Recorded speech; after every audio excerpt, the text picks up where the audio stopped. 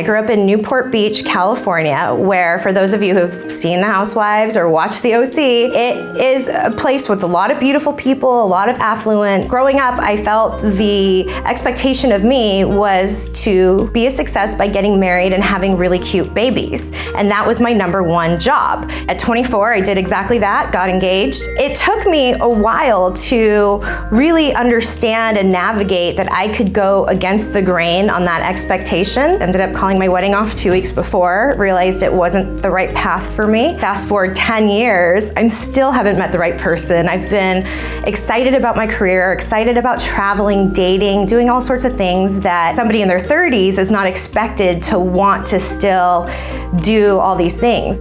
I never thought I would be somebody who would be interested in freezing my eggs, and then my dad passed away unexpectedly, and that changed everything. It made me realize how important family is, and although today I may not see myself having kids in this moment, maybe I'll want that later. I would love to keep my options open. When I went to the doctor's office for just an informational visit, just to learn, a little bit more about the process, they ran some preliminary tests, and I had just started my period, which is the ideal time to start the hormone therapy and start this process.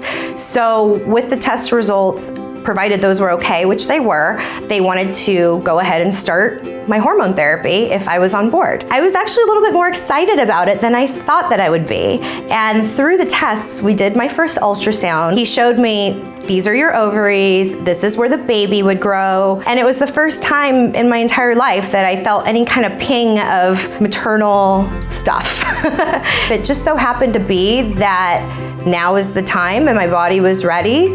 Why not? So when I started this process, I had an entire table full of hormones. The purpose of the hormone injections is to basically, it's like steroids for your eggs. As a natural woman, you drop 1 egg a month, but because of these hormones, you have tons of them. And then you want them to get big and fat and juicy so that they can see them when they're going in to harvest the egg.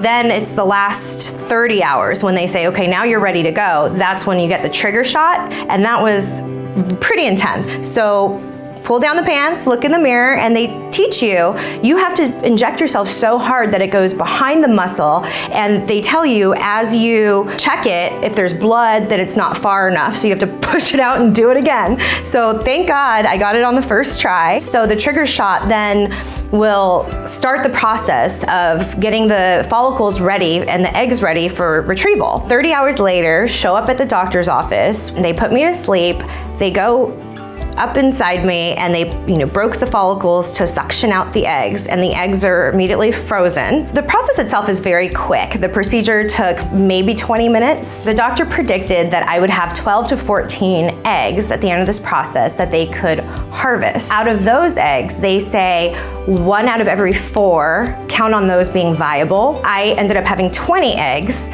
which was a lot more than they expected. And about 48 hours after the surgery, I immediately just puffed out with the 20 follicles that my body had created.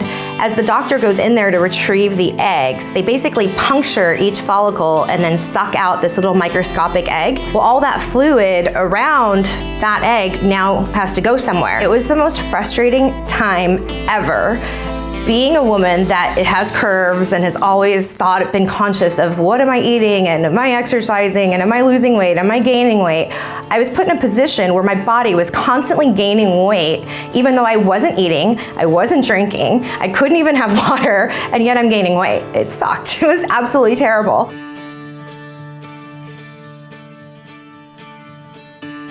For some people, freezing your eggs might be easy, lickety-split, no problem, I'm back to work the next day. For me personally, it was not that. Everybody's unique, their situations are unique, but I think it's important to know all sides so you can make an educated decision based on all perspectives. When I grew up, I never felt I could be respected for wanting to be the person that I truly am. So whatever you choose, let it be your choice. What's right for you, not what the expectations were of you growing up or what your parents want you to do, what your boyfriend wants you to do, your husband.